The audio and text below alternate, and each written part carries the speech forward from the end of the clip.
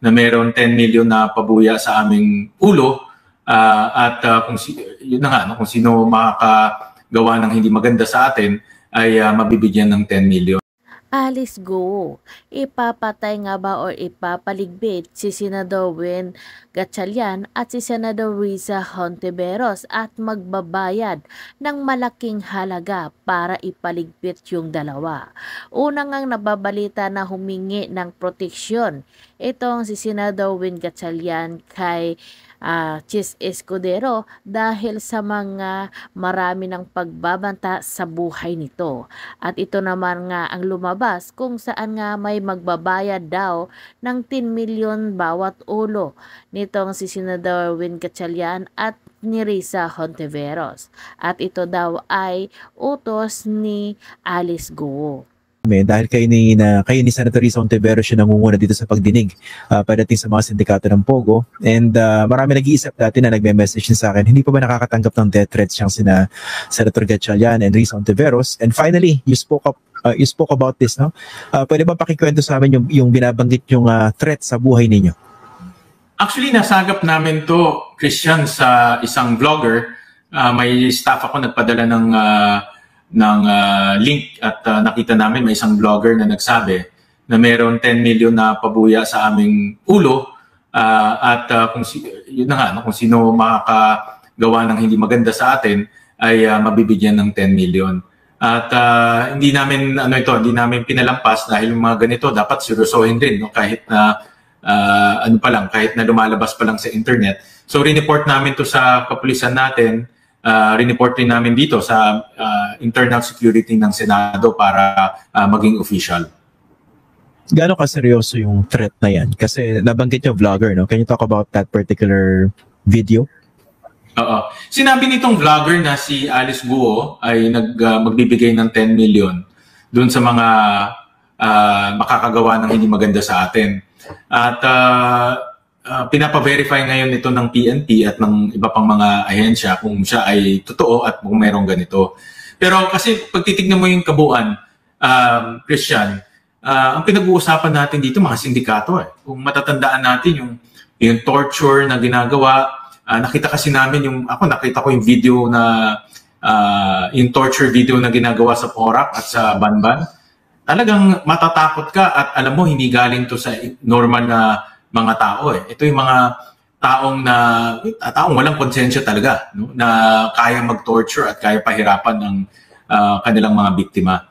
At sabi rin sa amin ng PAOK na yung mga sindikato dito, hindi ordinaryong mga grupo to. Ito yung tinatawag nating triad, no? Na nanggaling sa China at sa ibang mga Chinese na lugar. At itong triad na ito, kilala ito sa pagto-torture, kilala ito sa pagkikidnap, at ito yung iniingatan natin. Dahil kung iisipin natin, Christian, namuhunan sila dito, nagpatayo sila ng 6 billion peso facility sa Banban, pero dahil nga sa investigasyon, nahinto, no, itong negosyo nila. Ngayon, baka isipan nila gumante o baka isipan nila na baka nagalit sila at gusto gumante, kaya mag-iingat na lang tayo. Kumusta naman you don't have to go into the details, pero nagdagdag naman ba kayo ng security?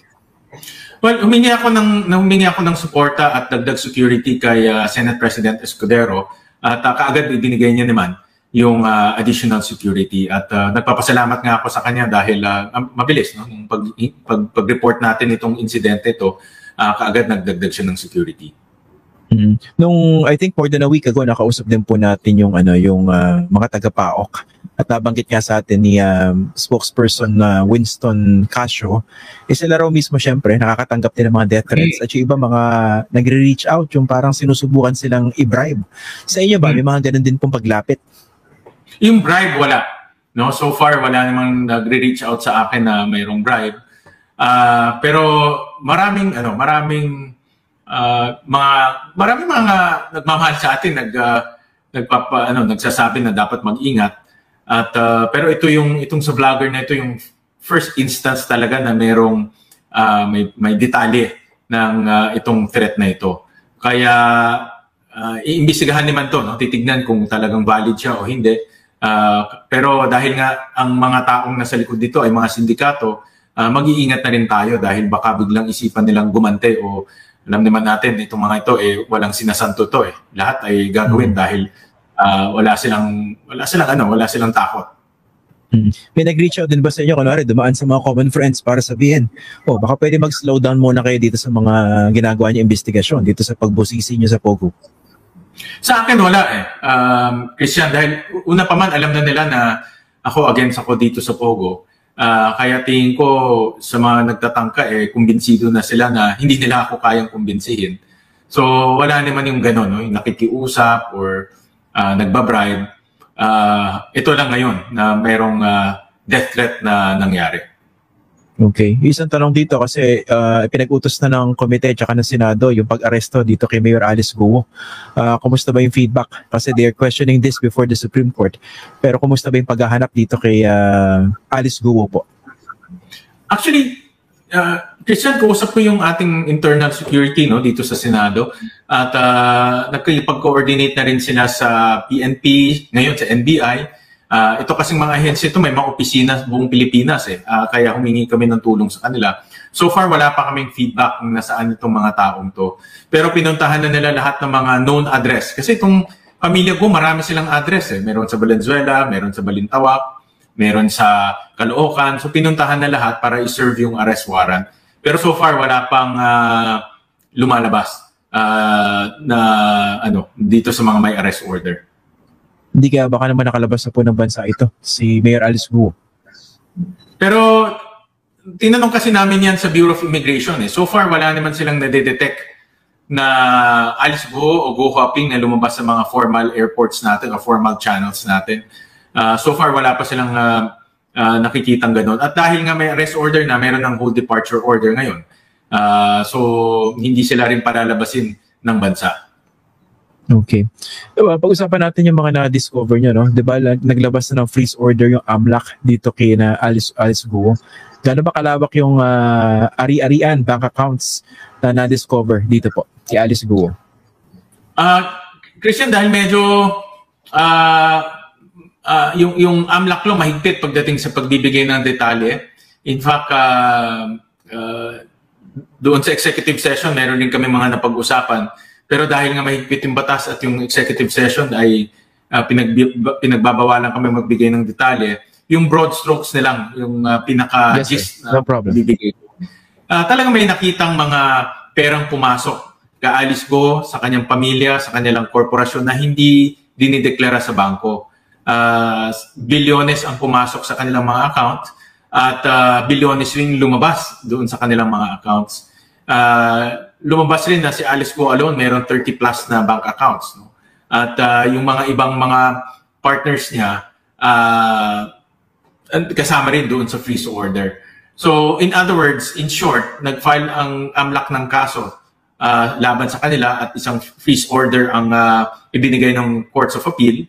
At ang ibig sabihin, mayroon talagang probable cause, may nakita silang money laundering na nangyari itong last few years. Kasi may mga lumabas sa balita, ang cover ng freeze order ay nasa 90 bank accounts, isang helicopter, 12 vehicles, 12 real estate property, tsaka 27 land titles. As in, ganito marami? Yan yung mga na-declare pa. Hindi marami pa tayong hindi nakikitang na-declare. No? Pero ito yung mga na-declare sa SALN na ngayon ay naka-freeze na ngayon. No? So, marami yan. Yung bank accounts ang malalaki. Hindi ko lang masabi yung amounts ngayon dahil nga sa executive session, but definitely billions yung pumasok at lumabas sa kanilang mga bank accounts. Billions. Pero paano kaya nangyari yun? Ganong kalaking pera? Di ba automatically na-flag ang AMLAC po dyan? If I'm not mistaken, pag pumalo certain amount, 500,000 ba kung hindi ako nagkakamali? Tama ka dyan. Yan din isang nakita namin problema Tama ka dyan, Christian. Di ba pag nag-deposit tayo o nag-transact tayo sa bangko ng 500,000, i-declare mo na saan galing yun. At yung bangko naman, ipapadala yun sa AMLAC. Covered transaction ng tawag yan. Pag medyo malaki, millions, i-declare mo rin at ipapadala ka agad ng bangko sa AMLAC yan. Pag hindi katanggap-tanggap yung explanation o malabo yung explanation, magiging suspicious transaction yan.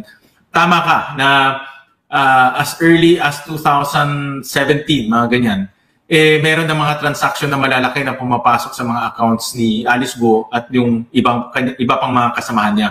Pero nagtataka kami na nai-report lang yan this year sa AMLAC. Kaya sabi rin ng AMLAC, mayroon ring administrative violation itong mga bangkong to dahil nga late na, almost 4 or 5 years bago na i-report. Malalaking bangko po ba yung pinag-uusapan dito? Malalaking bangko, mga major banks din to. Pero natuklasan ko rin, tinanong ko rin yan Christian, itong mga compliance offices pala ng mga bangko, nasa head office, no? Karamihan nasa Makati. Pero kung yung branch mo, let's say, nasa Tarlac at doon ka nakikipag-transaksyon, kadalasan daw late na dumadating yung kanilang compliance report or hindi nabibigay yung compliance report. No? So may mga ganyang, natuklasan namin, may mga ganyang palang pagkukulang. Kaya late na didetect ng AMLAC na meron na palang mga irregular or suspicious transactions. Pero diba Senator, hindi ba basic yung sa mga bangko, yung know your client? Ba dapat binubusisi nila kasi ka-transaction nila?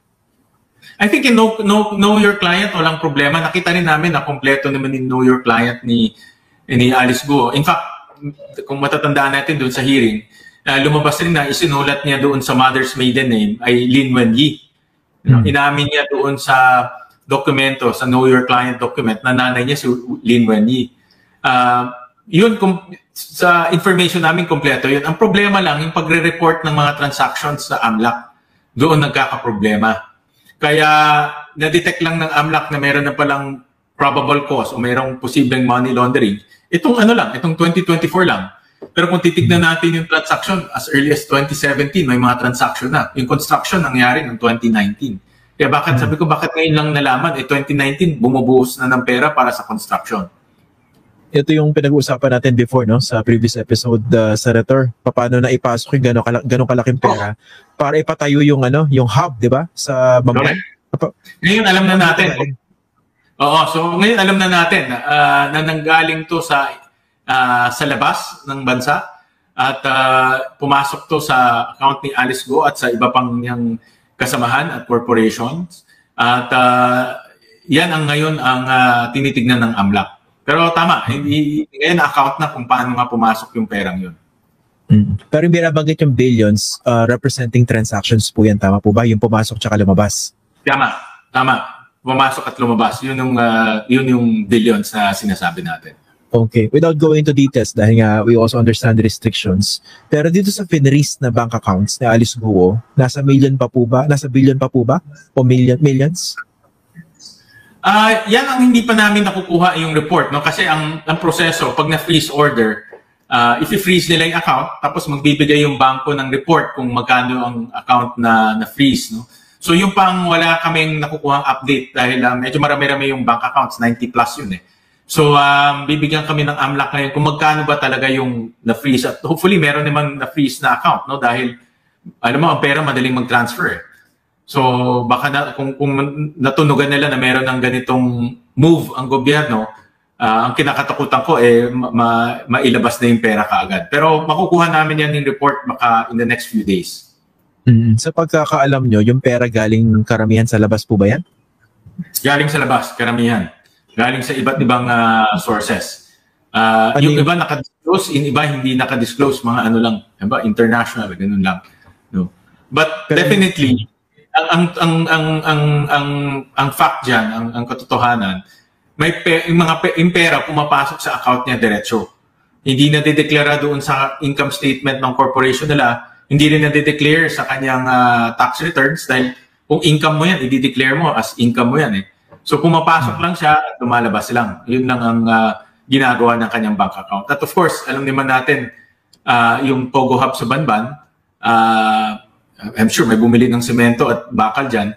Malamang ito na yung source ng pondo kung paano na itayo yung Pogo Hub sa Banban.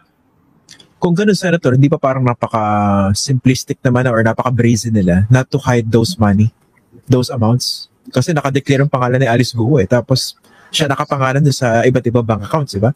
Bakit parang wala yatang effort to conceal the money or transactions using fronts, diba, ibang mga tao? That's a good point. Ako, iniisip ko, baka may iba pang bank accounts na hindi lang natin alam. Kasi, siyempre, kung tama ka, no? Kung alam mo, medyo painit sa mata na ikaw lang, magbubukas ka ng account sa ibang pangalan mo or sa ibang tao. Baka lang, I'm not really sure, no? Kasi kay Alice Go alone, 30 plus bank accounts eh. No? Just imagine, sa ordinaryong tao, isang bank account lang, marami na eh. No? Dalawa, ang hirap na i-manage yan. 30 plus pa, diba? Medyo kakaiba yan, ibang klase yan. At baka tingin ko may mga ibang individuals na ginamit pa siya para pumasok yung pera doon. No? So yun pa ang dapat natin tignan. Opo. Tapos tinitingnan ko rin time frame. Sabi niya, nagsimula ito mga 2017. So she was elected 2022. After ba nung ma-elect siya, malaki pa rin yung pagpasok at paglabas ng pera sa kanya mga bank accounts po? Meron pa rin, pero hindi na ganun kalaki. Ang pinakabulto nakita ko is between around 2017 to 2021, mga ganyan. At pag titignan mo yung time series ng construction, yan yung time eh, from 2019 to 2020. Yung construction ng Pogo Hub sa Banban. Hanggang 2021, meron pa ang construction doon. So, ang teorya ko doon, pumasok yung pera, binigay sa kanya para pangbili ng mga construction materials, pangbayad ng sweldo, pumasok rin yung pera sa ibang mga personalidad, no? At ginamit rin yan para conduit, para magbayad ng mga construction materials. Okay. Di ba, kung hindi ako nagkakamali, ang claim nila, yung property, pag may-ari ni Alice Guo, tapos binenta rin sa kumpanya, tama po ba? Ang claim nila, based on records lang, ang may-ari nung Baufulan, ito yung may-ari ng lupa at building, 50% yan ay may-ari si Alice Guo. Siya rin yung presidente nitong kumpanya. Okay. So sa kanila nga, 50% Yes. owned by the company kung saan presidente si Alice Guo. Correct. Tama.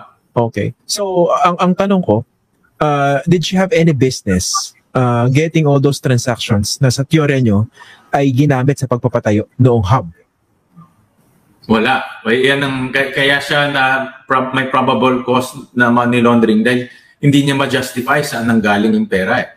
No? Ito ba galing sa dividendo? Meron ka bang investor? Kasi kung titignan mo yung financial statement, walang kapital eh. Hindi naglagay ng kapital sa Baufulan eh. Parang natatandaan ko, 1 million plus lang eh. Pero nakapagtayo ka ng building. Diba? So, ang ibig sabihin, hindi ka ba normal sa negosyo, maglalagay ka ng equity, papasok yan sa corporation, tapos yung corporation ang bibili at magpapatayo ng building, yun yung normal. Pero in this case, gumawa lang sila ng corporation, pero yung pera nasa iba pumapasok. So, para itong corporation, lang siya, parang paper corporation lang. Pero yung mga nagpapatayo, doon pumapasok yung pera. Na-check ba, Senator, yung bank transactions ng mismong kumpanya, yung Baufulan? Naka-freeze rin siya yung Baufulan eh. Meron din mga pumasok na pera doon.